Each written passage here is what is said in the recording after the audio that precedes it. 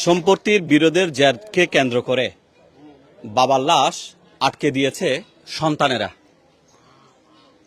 সেকান্দার মিয়া নামে ৭৫ বছর বয়সী হাটহাজারী পৌরসভার একজন বাসিন্দা মারা গেছেন ২০শে ডিসেম্বর ভোর ৫টা বা ৫:৩০টার দিকে।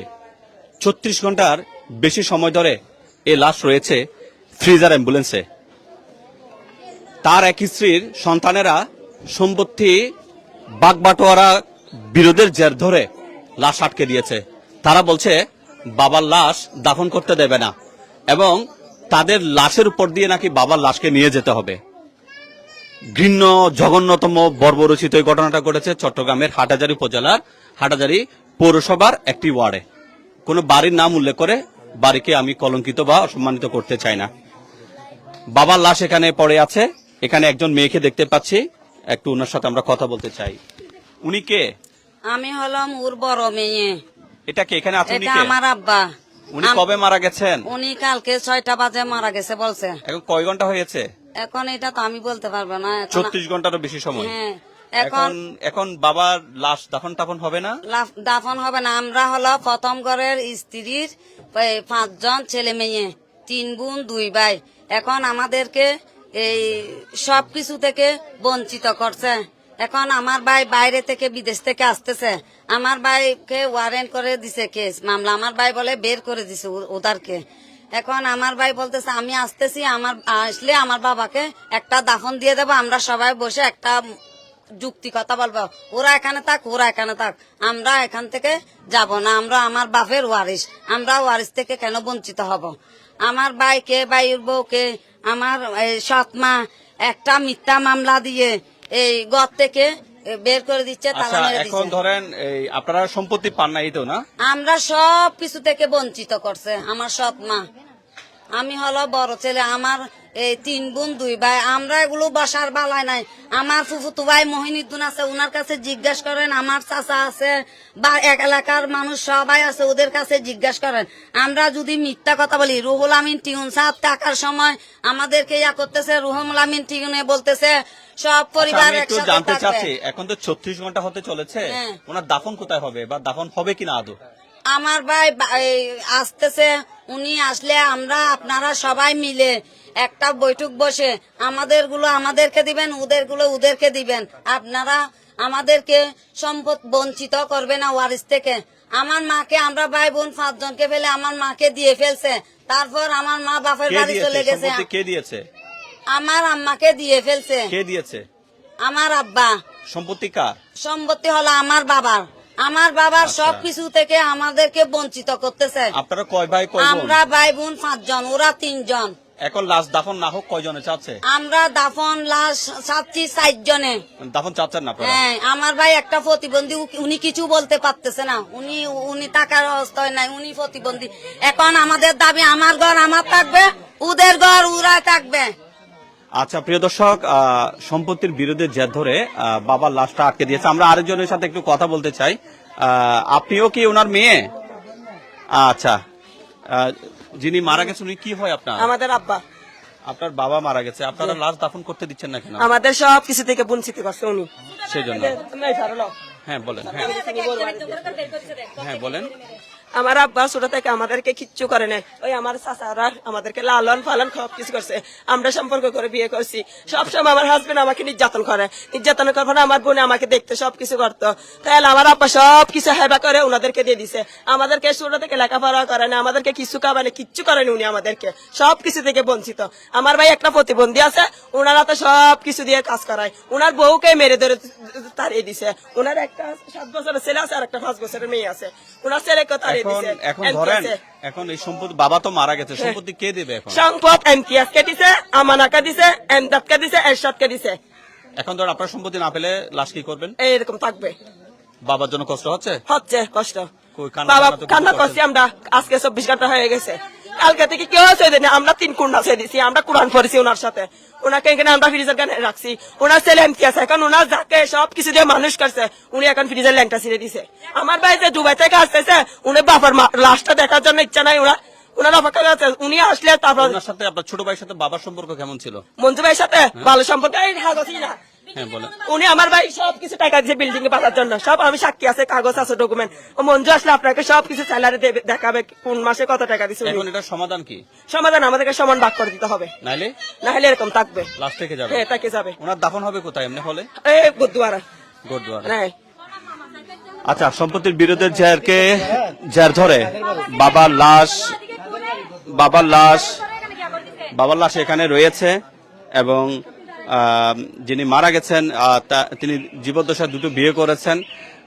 সম্পত্তি প্রথম স্ত্রী কন্যা সন্তানদেরকে দেয় নাই বা পরের স্ত্রীর সন্তানদেরকে হেবা করে দেওয়ার জের ধরে বিরোধ, এবং সেই বিরোধ নিষ্পত্তি না হওয়া পর্যন্ত এখানে এই লাশ এভাবে থাকবে বলে তারা জানিয়েছে। এরকম হাটাজারিতে সম্পত্তির বিরোধের জের ধরে কোনো ঘটনা ঘটেছে কিনা আমাদের জানা নেই, বা এটার সমাধানও কি হবে সেটাও কিন্তু জানা নেই।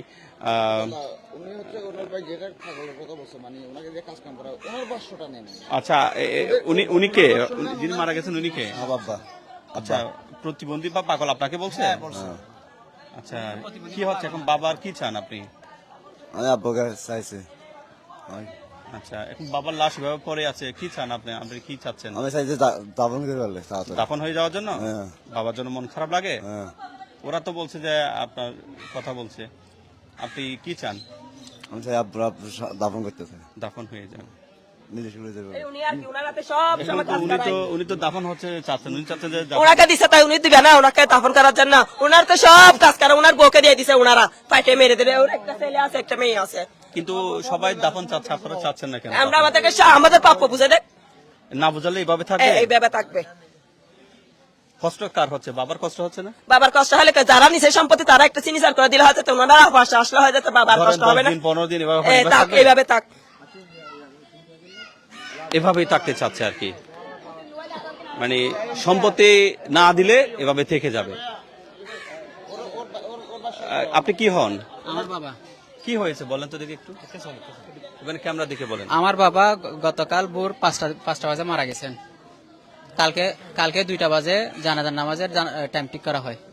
এখন ওরা বলে যে আমাদের কাছে একটা এসে আবদার করছে যে আমার ভাই মেজুটা মঞ্জু মোর্শেদ, উনি বিদেশে আছে, বিদেশ থেকে আসবে জানাজার জন্য, ওই অতটুকু টাইম দেওয়া হোক। তার জন্য মানে কি আমরা অপেক্ষা করতেছি। এখন যখন উনি আসছে, এখন তো উনি আসছে বলতেছে, কিন্তু এখন উনি এখানে এখনো আসে নাই। কিন্তু আমরা যেহেতু আজকে আবার দুপুর 2টার পরে নামাজের পরে জানাজার শিডিউল ছিল, 12টার দিকে যখন আমরা আমার আব্বার লাশ বের করে কাপড় পরানোর জন্য তারা বাঁধা দিচ্ছে, বলতেছে যে এটা ফয়সালা না হওয়া পর্যন্ত, আমরা লিখিত না দেওয়া পর্যন্ত কি তারা লাশ দাফন করতে দিবে না। কিন্তু গতকালকে আমাদের সাবেক উপজেলা চেয়ারম্যান মাহবুব আলম চৌধুরী এবং আমার চাচা একটা কথা বলছিল যে আপনাদের মধ্যে বৈঠক ফয়সালা যা হয় তা হবে, আগে ওনাকে দাফন হবে, তারপরে এগুলো আমরা করব। আচ্ছা, একটা বিষয়, আপনি ইমতিয়াজ তাই না, ওরা একটা অভিযোগ করছে যে মানে সম্পত্তিগুলো আপনার বাবা আপনাকে দিয়ে ফেলেছে, আপনারা নিয়ে ফেলেছেন, এরকম একটা না। আমার বাবা নিজে 2016 সালে নিজে সজ্ঞানে নিজে দিছে। ওরা ওইটার বিরুদ্ধে কোর্টে মামলা করছে, ওই মামলাটার রায়ও আমরা পাইছি, রায়ের কপি আমাদের কাছে আছে। আচ্ছা, ছোট যে ছেলে আসার কথা বলছেন, ওনার সাথে আপনার বাবার সম্পর্ক কেমন? উনি তো আমার বাবার কোনো খোঁজ খবর নেয় নাই। উনি 2019 সাল থেকে বিদেশ করতেছে, বাবার সাথে কোনো যোগাযোগ ছিল না। মাঝখানে কিছুদিন ও একটিও নদে দাও শোনা।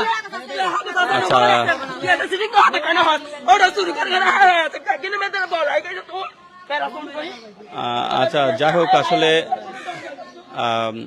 আমরা এটা দুঃখজনক আসলে, মানে 2023 সালের এপ্রিল মাসে জোরপূর্বক ভাবে আওয়ামী লীগের কিছু গুন্ডা পান্ডা নিয়ে গড়গুলা দখল করে। সেদিন আমার আব্বার সাথে তাদের সাথে দস্তাদস্তি হয়, আমি ছিলাম বাজারে। ওইখানে কি করছে, আমাকে মিথ্যা মামলা আসামি দিয়ে আমাকে 3 মাস তারা জেল কাটাইছে। মামলাটা এখনো কি চলমান। কি চাচ্ছেন? এই যে বাবার লাশ যে পরে আছে, আপনারা যে সন্তানেরা জায়গা সম্পত্তি নিয়ে ঝগড়া লেগে আছেন, কি চান আপনারা? আমরা তো ওই মাহবুব আলম যেটা ফয়সালা দিছিল যে ওনাকে দাফনের পর একটা সিদ্ধান্ত করবো, ওটার জন্য আমরা ওয়েট করি। কিন্তু ওরা তো বলছে না, এখনই করে ফেলতে হবে। আমার বাবাকে রেখে আমাদেরকে জিম্মি করে এটা তো হবে না। আর ওনাদের জন্য তো আমার আব্বা জায়গা রাখছে, আমার আব্বা আমাদের সবকিছু দেয় নাই। উনি এটা হলো ওনার কিনা সম্পত্তি, ওনার পৈতৃক সম্পত্তি এখনো আছে, ওনার পৈতৃক সম্পত্তি গুলো তো আছে বাড়িতে। আসলে খুবই জটিল একটা বিষয়। কোনো জায়গা নাই, বাড়িতে হচ্ছে 4 ফুট, পাশে হচ্ছে 4 ফুট, লম্বা হচ্ছে 36 ফুট। তো ওখানে সমাধান কি এইটা সমাধান উনি একজনই করতে পারে। সমাধান লাশ কি এভাবে থেকে যাবে? এখন তো করার কিছু নেই, এখন সমাধান উনি একজনে করতে পারে। সমাধান দেওয়ার মালিক উনি, আর কেউ না। বরাবর বরাবর। আচ্ছা যাক, আমরা আর লম্বা করতে চাচ্ছি না। এটা একটা অত্যন্ত বাজে ঘটনা। চট্টগ্রামের হাটহাজারী উপজেলার হাটহাজারী পৌরসভার চট্টগ্রাম রাঙ্গামাটি মহাসড়কের কোরিয়ারদিঘি পাড়ের পশ্চিমে একটি এলাকার একটি বাড়িতে এই যে একটা লাশ সেখানে পড়ে আছে, সেকান্দর মিয়া। যদিও পেছনের ভবনটা কিন্তু যাদের যে ব্যক্তি লাশ আছে ওটার সাথে এটার কোনো সম্পৃক্ততা নেই। তো দুইটা বিয়ে করেছেন, এক সন্তানের ছেলেদেরকে হেবা করে দিয়েছেন, সম্পত্তি হেবা করে দেওয়ার জের ধরে তাদের মধ্যে পূর্বে কিছু মামলার কথা আপনারা শুনেছেন। তবে সর্বশেষ পরিণতি হচ্ছে যে 36 ঘন্টা হতে চলেছে। 20 ডিসেম্বর ভোর 5:30টার দিকে যে ব্যক্তি মারা গেছেন তার লাশ সেখানে পড়ে আছে এবং জোহরের নামাজের পরে নামাজে জানাজা অনুষ্ঠিত হওয়ার কথা থাকলেও সেটা হচ্ছে না। এক পক্ষ বলছে যে লাশ দাফন হয়ে যাক, আরেক পক্ষ বলছে যে যতক্ষণ এর কোনো সমাধান হবে না ততক্ষণ এভাবে থেকে যাবে। 10-15 দিন কোনো সময়ের কোনো বিষয় না, লাশ এভাবেই থেকে যাবে, সবাই চলে যাবে, সম্পত্তি থেকে যাবে, আর এই কথাগুলো থেকে যাবে। এটার শেষ পরিণতি বা কি হবে আমরা কেউ জানি না। হয়তো আপনাদেরও জানা থাকলে আপনারা বলতে পারেন। আসসালামু আলাইকুম।